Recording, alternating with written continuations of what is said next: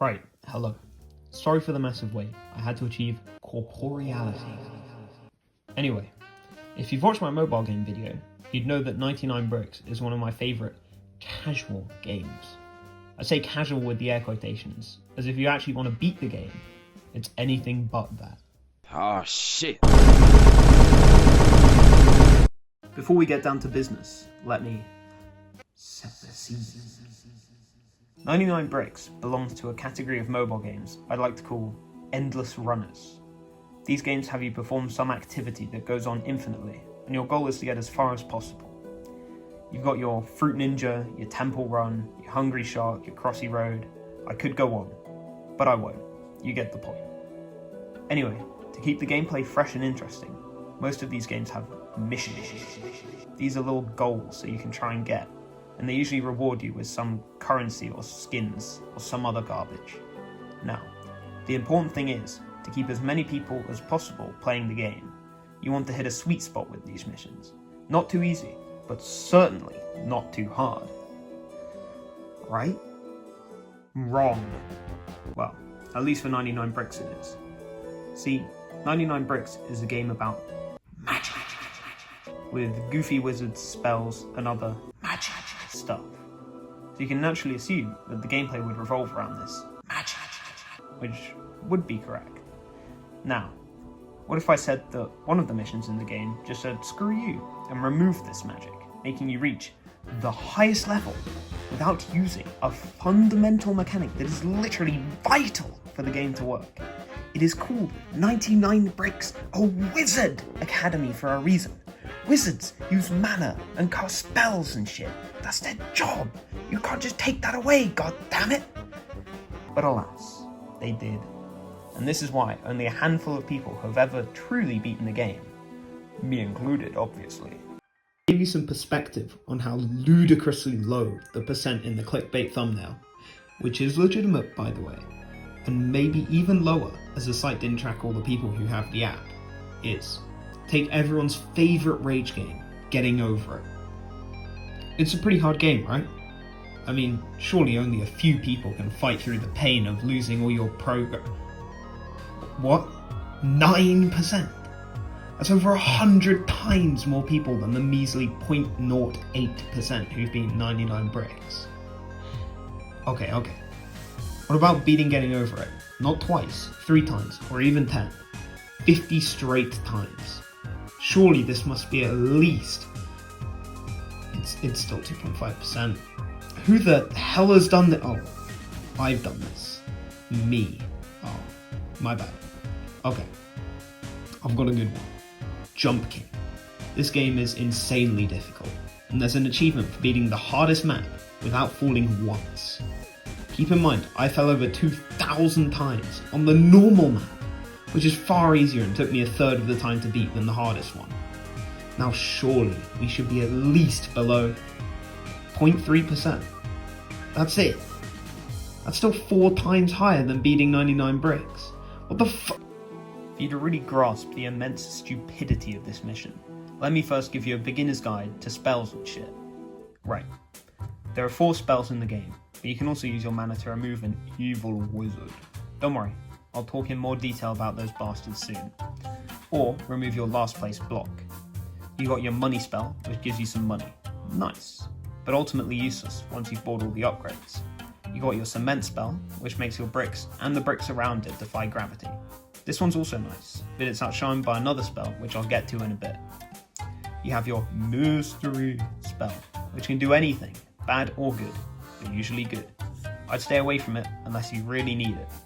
Finally, you have the most busted spell by far, the Tower Piece spell. What this does is, no matter how fucked up your tower is, gives you a completely fresh start, as well as making your tower a bunch higher automatically. Obviously, this is by far the best spell in the game, and the only way to get a messed up tower to be flat again, unless you use a line piece with the cement spell, but it's not as good. Now you may be thinking, this guy sure does talk a lot, and to that, I say shut up. I spent 30 hours fooling over and over again for this stupid video, so I'm entitled to at least one rant. You may also be thinking, how would your tower get messed up? Surely all you have to do is line the blocks up and it's a free win. Wrong, wrong, so wrong. Let me tell you why. Before I even get into the evil wizards, there are two things that can really fuck you over in this shitty game. One is the wind, which gets worse the higher you get.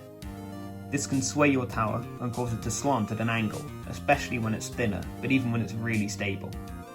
Your tower can also sag under its own weight, meaning if you build your tower wide to avoid the wind, it may end up slanted anyway.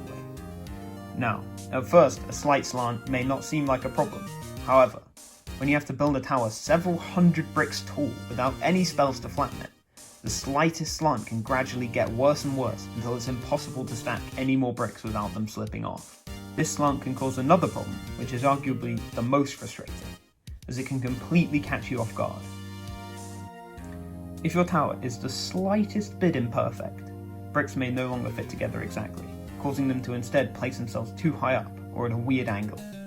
This happens all too often, and it means you either have to clutch up and build around the weird angled brick, or just never use proper joints, making your tower far weaker. Although in isolation many of these problems may seem insubstantial, keep in mind that to get the mission, I found that the ideal strategy was keeping the tower as wide as possible to give me room to clutch up if I make one of these mistakes. This means that I have to play almost perfectly for over 15 minutes, placing over 1,000 bricks with complete precision. In a way, I think I'm lucky it only took me 30 hours. Now, these things are the least of your worries compared to the evil wizards. There are 5 of these fuckers, and I have long since forgotten their names, so you'll have to deal with my ones. First, you got the non-threatening Hasty Hansel, who just speeds up your bricks. No big deal if you have the reaction times of a machine like myself. Blind Bitch does a similar thing, making your blocks invisible after a certain time. But once again, if you were thinking at least 12 steps ahead like me, it's no big deal. The next 3 wizards, however, can all go and suck a big, fat. As I was saying, the next 3 wizards are really garbage. You got the Iceman, who at first seems to be the least threatening of the 5. He just makes your bricks a little slippy, right? Wrong again, you dumbass! Leave the talking to me! Although it would seem he just makes your bricks slippy, what he actually does is completely break the physics engine of the game. Sure, when you have one slippy brick surrounded by rough ones, it's not too bad. But once you get to the forbidden late game, this slippy bastard can convert over 10 bricks in a row to ice, meaning you have to really strategize to prevent the horrific event that occurs when you stack an ice brick on top of another ice brick. Now, if you're lucky, even this may seem harmless. But if you're not, these bricks can have a mind of their own. Basically, completely randomly, these bricks will slide your entire tower to one direction, basically guaranteeing your demise because you only get 4 lives. Right, before we get into the last 2 evil wizards, I want to quickly explain the level system in this game, and why this makes the Iceman even more threatening. To beat this godforsaken mission, you have to reach level 8 in the game.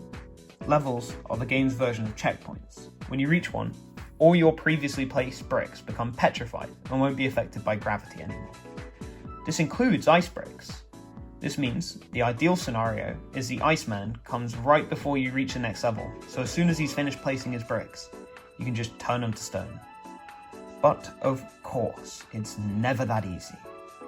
It seems that he's literally designed to screw you over by coming the moment you reach the next level, or just sitting around and waiting until you reach it before he starts using his stupid spells. Although the levels in this game start small, only requiring you to stack 10 or 20 blocks high to reach the next one, the last 2 can last for at least 50 blocks, meaning building a tower with the base of ice for the entire time is just not possible. In fact, this was exactly how I lost my 3 closest runs. I was about 3 blocks away from success before my entire tower would just collapse under its own weight, as well as the ice blocks beneath it.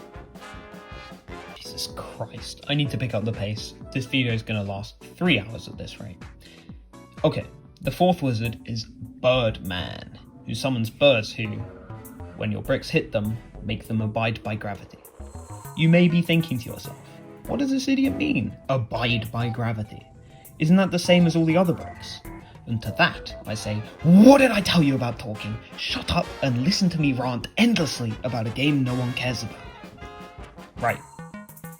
Although your bricks do abide by gravity once placed, while you decide where to place them, they're placed in a kind of tractor beam that slows their fall. If you hit a bird, however, your bricks will enter a free fall, quickly accelerating to bullshit speeds. These stupid terminal velocity ass bricks can cause 4 eventualities. The first, and what I tended to do, is just sacrificing a life and letting the brick fall to the side, and screws you over. The second is that your brick lands at a stupid bullshit angle and screws you over. The third is that the brick explodes your entire tower and screws you over. The fourth, and by far the least likely, is that the brick somehow lands the right way up, but it still won't go where you wanted it, screwing you over. It's not even like the birds are easy to avoid, by the way, and towards a dreaded late game, it becomes almost impossible. But, luckily, the devs have given the player a secret weapon. Instead of equipping a staff which buffs your useless spells, you can instead choose to use one of the evil wizard's staffs, meaning that they won't fuck you over anymore. I therefore chose the Birdman staff, as I really didn't want to deal with the added stress of trying to avoid these stupid birds when I already practically had a heart attack whenever I reached level 7. The fifth and final evil wizard is the absolute GOAT, Big Bazza. This guy can screw you over more than the rest, but can also literally win you the run. Basically, the Bazzatron makes your bricks quadruple their original size. The absolute mass of these bricks is enough to instantly collapse your poorly built tower. However, if you're a pro gamer like me and prepare for Bazza's coming, he can both give you a bunch of height for free and a completely flat surface. But if you get really lucky, he can also act as a second chance if your tower is slanting, but this practically never happens.